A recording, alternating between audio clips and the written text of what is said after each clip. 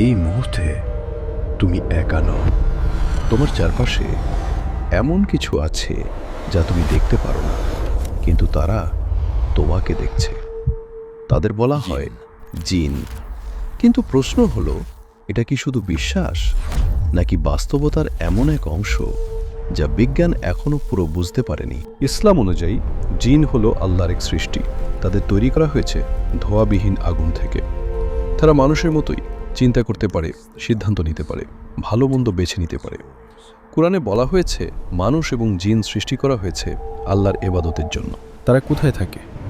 ইসলামী বর্ণনা অনুযায়ী তারা থাকতে পারে পরিত্যক্ত জায়গায়, অন্ধকার কোণে, পুরনো ধ্বংসাবশেষে এবং নির্জন স্থানে। হাদিসে এমনও বলা হয়েছে বাথরুম বা নির্জন জায়গায় প্রবেশের সময় দোয়া করতে, কারণ সেখানে অদৃশ্য উপস্থিতি থাকতে পারে। সব জিন খারাপ না, কিছু জিন বিশ্বাসী, কিছু জিন অবিশ্বাসী।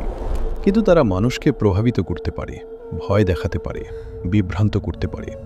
তবে তারা আল্লাহর অনুমতি ছাড়া কারো ক্ষতি করতে পারে না। সবচেয়ে বড় প্রশ্ন, জিন কি মানুষের সাথে সম্পর্ক করতে পারে?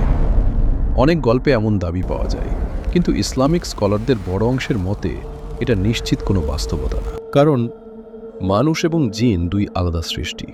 তাদের শরীর, প্রকৃতি, জীবন সবই ভিন্ন। বিজ্ঞান কি বলে?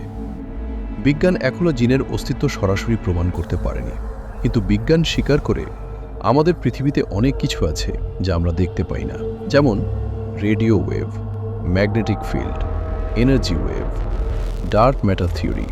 সবই অদৃশ্য কিন্তু বাস্তব। তারা আমাদের সাথে কথা বলে না কেন? কারণ দুই জগতের মাঝে আছে পর্দা, একটি সীমা যা সাধারণভাবে ভাঙা যায় না। কিছু মানুষ দাবি করে তারা অদ্ভুত অভিজ্ঞতা পেয়েছে, ফিসফিসানি, অদৃশ্য ছায়া, হঠাৎ ভয়।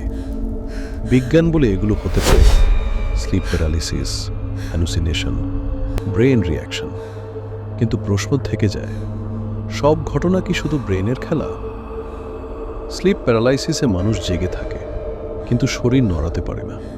তখন তারা অনুভব করে কেউ পাশে দাঁড়িয়ে আছে, একটা অদৃশ্য উপস্থিতি। সবাই একই রকম অভিজ্ঞতা বর্ণনা করে।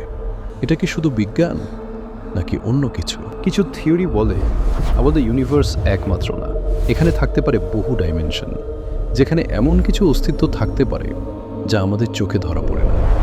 তাহলে জিন কি সেই ডাইমেনশনের অংশ যা আমাদের পৃথিবীর সাথে ওভারল্যাপ করে, কিন্তু আমরা পারসিভ করতে পারি না? আমরা তাদের দেখি না কেন? কারণ আমাদের চোখ সীমিত। আমরা শুধু নির্দিষ্ট লাইট স্পেকট্রাম দেখতে পারি। অনেক কিছুই আছে যা আমাদের পারসেপশনের বাইরে।